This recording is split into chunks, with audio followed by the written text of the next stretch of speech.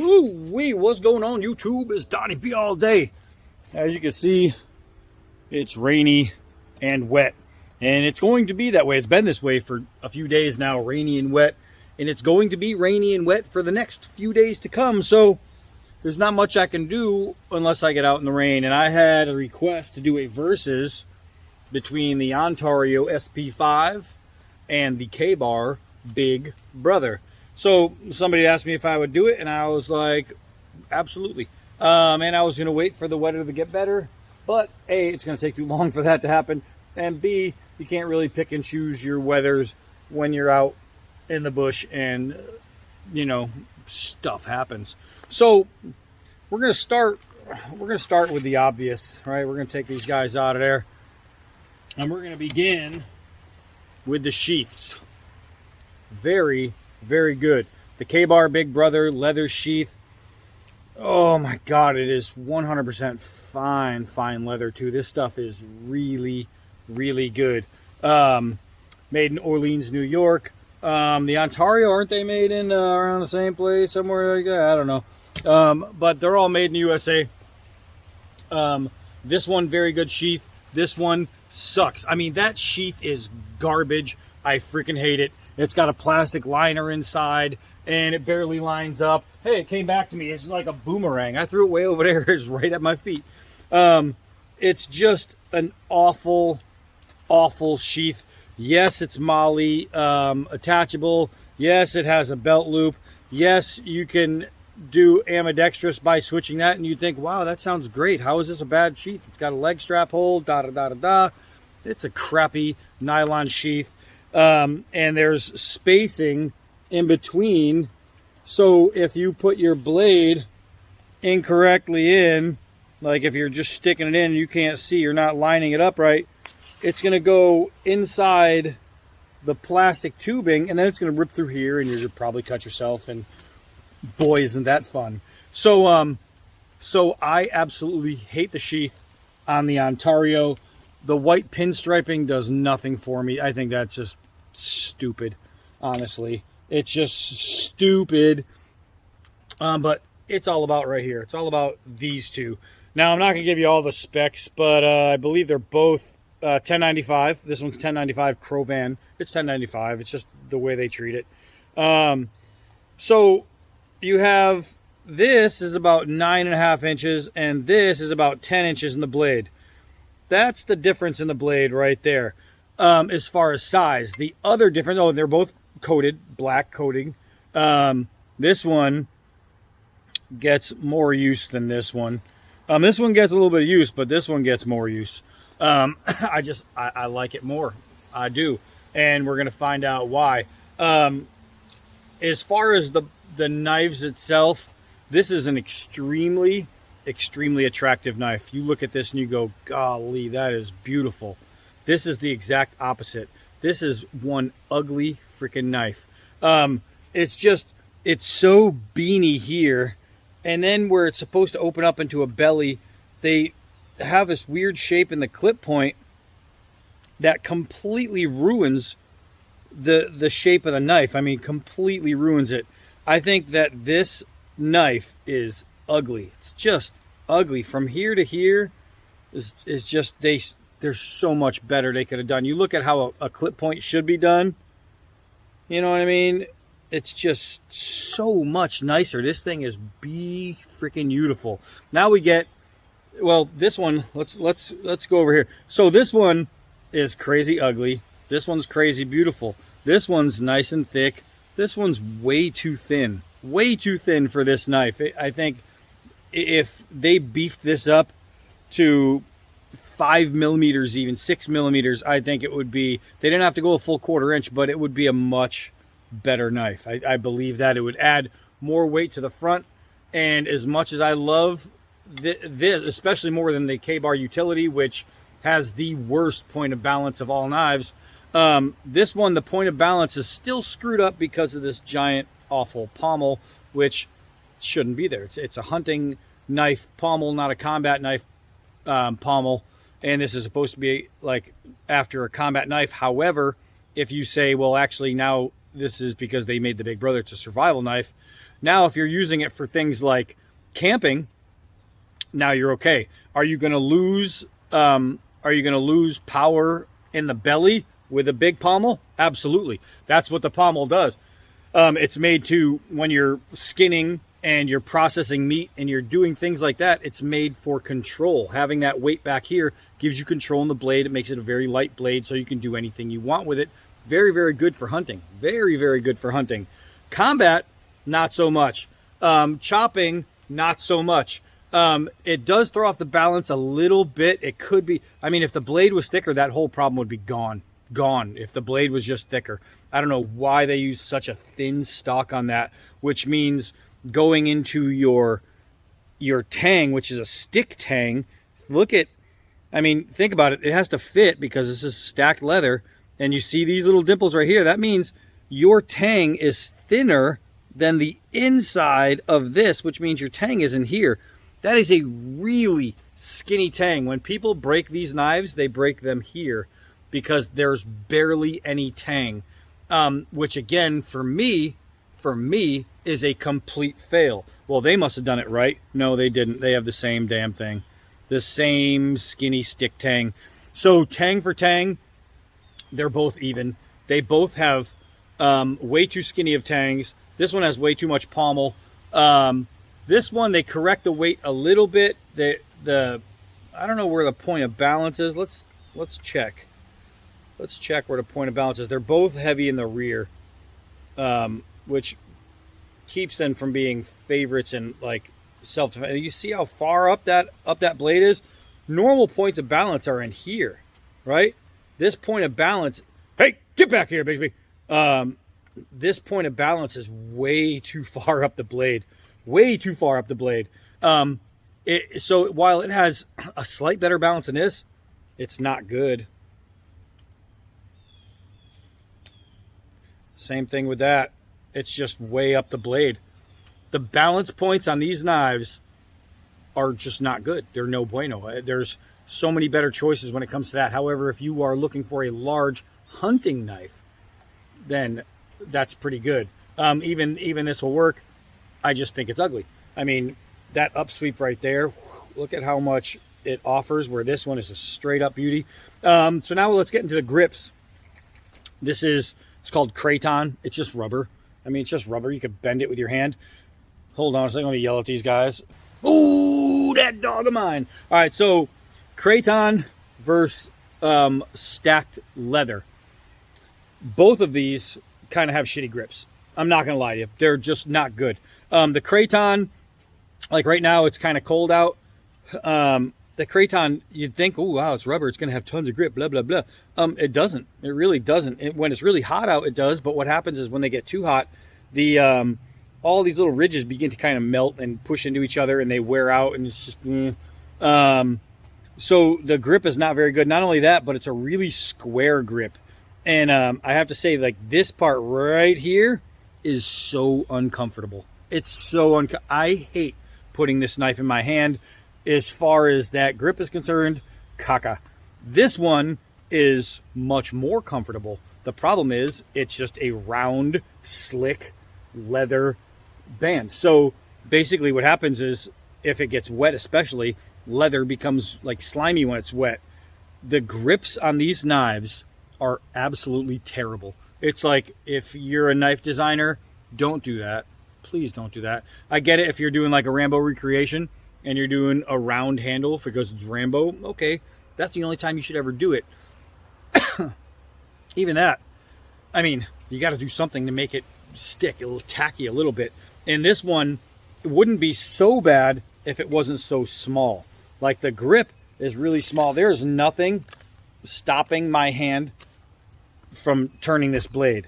This one right here, you'd think it's going to be a lot better. It's better, but the only reason is because it's heating up as I grind. And there you go. See all that little black stuff right there? That's what you get from Kraton. Crappy. Spine for spine, the thickness of this knife is way more impressive than this one. This one has a serrated spine. Why? I don't know. I have absolutely no idea. I love this knife, but there's so much I just don't love about it. This the guards. This guard doesn't have a top guard, so can you slide across top? Yeah, who cares? It's the top, it's the spine. It is a 90-degree spine, so you can strike ferro rod. This one, I don't think you can strike ferro rod anywhere on the top unless you're using the serrations. You'd have to go all the way down to the ricasso to do that. But I mean, look at how much real estate you have here to here. I mean, what a huge difference. Huge difference. There's just so much more knife here this way width-wise, but thickness, there's more knife this way. It's like they could have had a baby and made a great knife.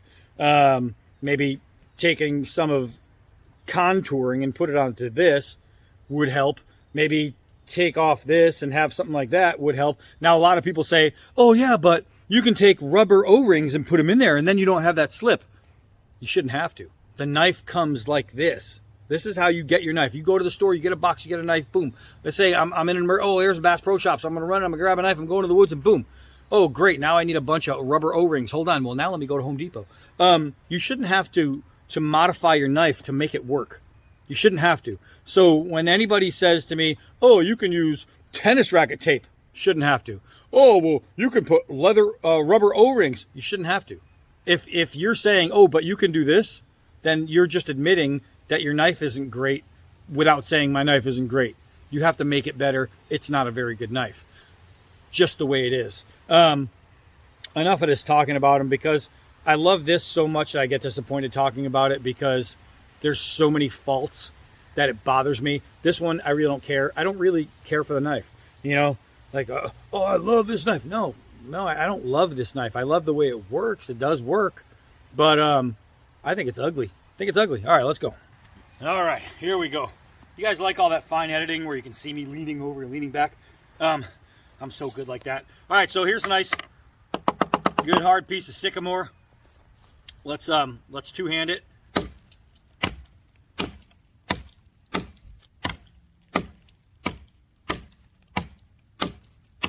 Let's switch hands.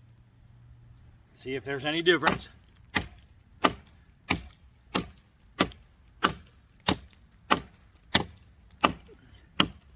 All right, so you can see that going hand to hand, they match up pretty well as far as the chop, and I didn't realize how heavy this was in the rear. I thought it was going to be better because it doesn't have this pommel, but this rubber is so heavy that it throws the balance off so badly. All right, so let's do individual strikes with just one. The one thing that I can say about the narrow blade on the Big Brother is that it has exceptional bite. Exceptional. This one will chop, without a doubt, and it will remove a ton of stuff. This one will get in deeper. This one will take more chunks. You get that? So if you need to get through something or you need to break something, is pretty much how you're going to make that choice. They're going through, and with this, I have to hold my hand way down here. If I chop like this, watch this. This is me swinging hard, right? I swing hard. Now I'm going to hold it here. And I'm swinging light. And look at what it's doing. Swinging hard, swinging light. You see, it's the balance. I mean, you don't need to be a rocket scientist to figure out. I swang from the pommel, giving more weight to the end, and you're going to have, on a lesser stroke, a bigger impact, right? So there's that. Watch this. Holding it proper. Holding it from the pommel. It sticks. It literally goes in. If I hold it from the pommel, I can't do that holding it from here on a hard piece of wood. On a light piece of wood, it would work. So that really goes to show that what I mean when I talk about balance points. Balance points are very important. If you have to chop with your knife by holding it way down there. Let's see. I'm trying to get it to stick in. Oh, that just took a chunk out. That's that's skid. But if you have to hold it way down there just to make that work, you can see how much, like, you probably can't see, but you can see how much more bite when you use leverage. And leverage is less needed when you have proper weight, just the way it is. So building a knife better would correct a lot of those issues. I hate the fact that I have to hold my K-bar way at the pommel just to make it effective. I hate it. I hate that I have to hold it like this just for it to be a little effective, because from here there's not enough weight in the belly to generate the power that I need to do that. It's just not enough. You know what I mean? Nothing. All right, I even swung that a lot harder too. All right, so that's the basic physics of, you know, weight. And people cry all the time because, oh, you can't talk smack about K-bar. You can't talk about, no, they're not poorly balanced and da-da-da-da-da. Well, proof is in the pudding, guys. You know what I mean? It's not being a hater, it's being a realist. I'm gonna present these knives the way they allow me to. You know? That's it. I'm not gonna fake it. Not gonna fake it. Alright, let's see. This one's kind of roddy on the outside, but it's still pretty hard on the inside. So let's split this son bitch. Alright. Oh, that's a sharp one. Ugh.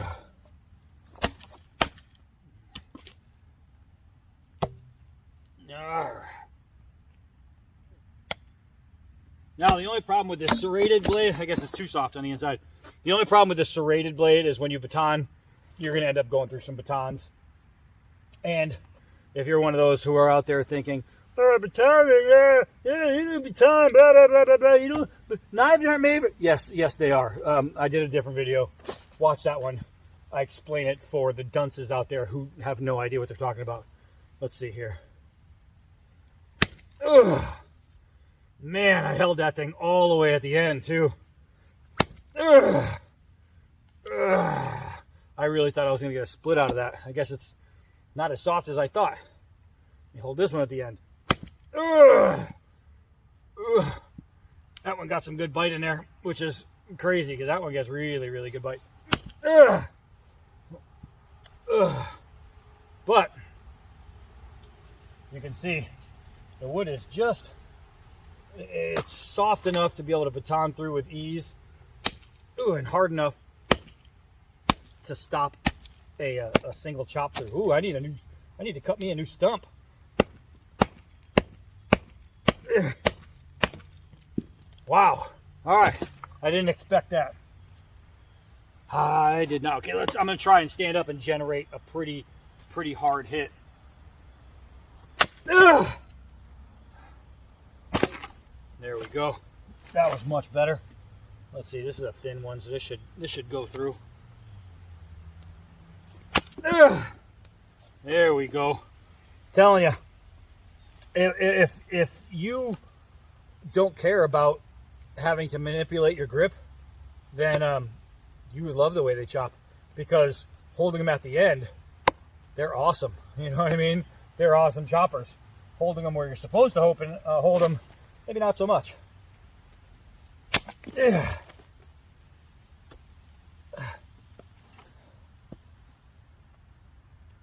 All right, this isn't gonna work. Let's just hold it and let go. Ugh.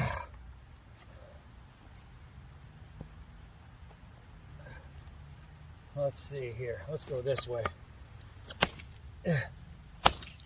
There we go. Ugh.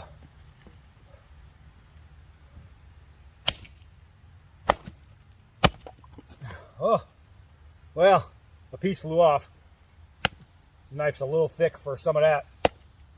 But so far, this is what we have. Let's try a penetrating test with the old tire here. Ugh. Well, it's stuck in. Didn't stick in very far, but it's stuck in. Ugh. That didn't stick in very far at all either. Let's see. There we go. Had to get the meat and potatoes. There we go. All right, so sometimes you just got to put a little power into it. But as far as chopping, they'll both chop. As far as penetrating, they'll both penetrate. As far as cutting, they'll both cut. As far as comfort, they're both not very good, but I would give the slight edge to the K-bar, especially if you don't have giant hands. If you have giant hands, then the K-bar is just, it's going to feel bad. It's just going to feel bad, I'm not going to lie to you. If you have medium hands, large hands even, my hands are 2X, they're double XL. So for me, the grip isn't very good. For other people, it might be just right. Let's see, I gotta try and set you guys up. Here we go. Let's see what we can get for 5-yard throws here. We back up. There's one. Oh, I hit this handle. Wait till you guys see what I did.